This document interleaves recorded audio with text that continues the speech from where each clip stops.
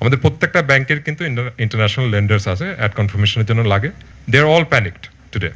এরপরে হচ্ছে যে আমরা ম্যাচিউরলি জিনিসটাকে কেমনে হ্যান্ডেল করব।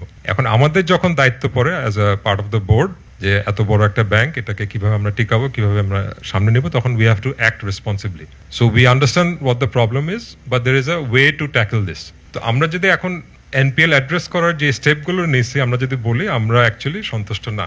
যে এখানে যেগুলো নিয়ে আমরা অনেক আলাপ করেছি, নাম্বার ওয়ান হচ্ছে যে বেনিফিশিয়ারি, যে আলটিমেট বেনিফিশিয়ারি ক্লজটা আমাদের দেশে নাই। যে আমরা জানি যে আমাদের যে ব্যাড ডেটসটা হয়েছে এখানে হয়তো বা বোর্ড ইনভলভ ছিল, মালিকরা ইনভলভ ছিল, কিন্তু আমরা সেটা ট্রেস করতে পারছি না, কারণ অ্যাকচুয়াল বড়রা হয়তো বা সে না, অ্যাকচুয়াল বড়রা হয়তো বা someone else. We know we can track the accounts through BFIU, but we are not being able to go to the court because of the proper law. সেটা একটা বড় একটা জিনিস আমরা আইডেন্টিফাই করেছি এবং বলা হয়েছে। এরপরে আমরা যেটা দেখি যে আমরা যদি কাউকে ক্লাসিফাই করতে হয়, আমরা জানি এখানে আমরা সব বিজনেসম্যান, আমাদের চ্যালেঞ্জেস আছে, বাট এখানে তো জেনুইন ডিফল্টার্স আছে যারা নাকি দেশ থেকে হয়তো বা টাকা নিয়ে পালায় গেছে, বা তারা হয়তো বা জেনুয়েল মোরাল হ্যাজার্ড যেটা বলি আমরা। তো সেটা অ্যাড্রেস করার যে একটা ফাস্ট ট্র্যাক পেস করে যে আমরা যে কোর্টে যেয়ে যে একটা জিনিসকে একটা রায় নিয়ে আসবো 180 দিনের মধ্যে, যেটা এক্সাম্পল আমরা দেখছি মালয়েশিয়া বা ইন্দোনেশিয়াতে during their financial crisis in 98। বেশ কিছু এক্সাম্পল আমি শেয়ার করছি বাংলাদেশ ব্যাংকের সাথে, যে ফাস্ট ট্র্যাক কিভাবে আমরা এগুলো কোর্টে আমরা রিজলভ করতে পারি এই ইস্যুগুলো। তাছাড়া কিন্তু আমরা ব্যাংক থেকে কিন্তু বোর্ড থেকে বা আমরা we are kind of handicapped actually. আমি যদি সিআইবির কথা বলি, সিআইবি একটা কোর্টে একটা কেস করে স্টে অর্ডার নিয়ে আমরা সেটাকে ইনঅ্যাক্ট করে ফেলতেছি। তো সুতরাং একটা ব্যাংকের জন্য it becomes very difficult to go and chase after genuine defaulters.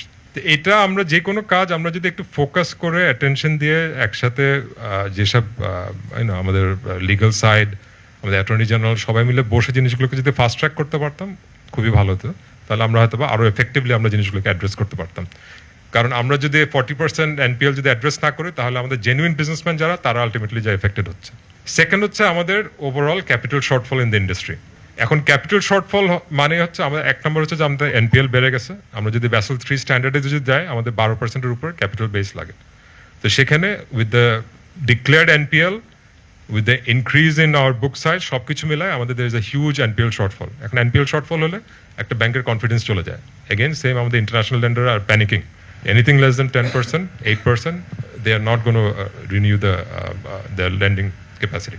এখানে আমি প্রথম বলেছিলাম যে আমরা আইডেন্টিফাই করে যে যেসব যারা ডিফল্টার আছে, যারা জেনুইন ক্রিমিনালস, তাদের শেয়ার হোল্ডিংটাকে এটার থেকে, আমাদের ব্যাংকিং শেয়ার হোল্ডিং থেকে এটাকে সেপারেট করতে হবে। এবং এটা আমাদের লিগাল সাইড থেকে আমাদের যথেষ্ট প্রুফ আছে, যথেষ্ট এখানে আমাদের এনাফ এভিডেন্স আছে, কিন্তু এটাকে আমাদের কার্যকরী করতে হবে।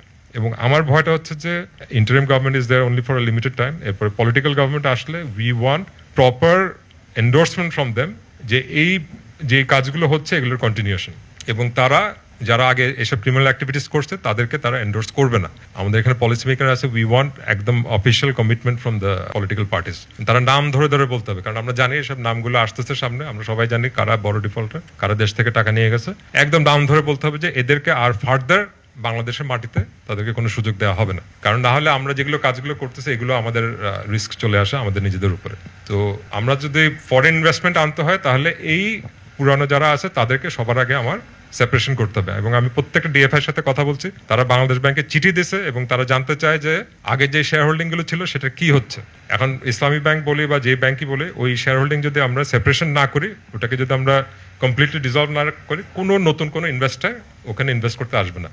আজকে আমরা 34,000-35,000 কোটি টাকা পাবলিক ফান্ড থেকে আমরা ক্যাপিটাল বাড়াচ্ছি, সেটা definitely is the right step, but ultimately this has to be replaced by private investment, সেটা পাবলিক মার্কেট হোক বা ফরেন ইনভেস্টমেন্ট হোক। তো সেটার জন্য আমাদের রেডি করে দিতে হবে, সময় খুব একটা নাই।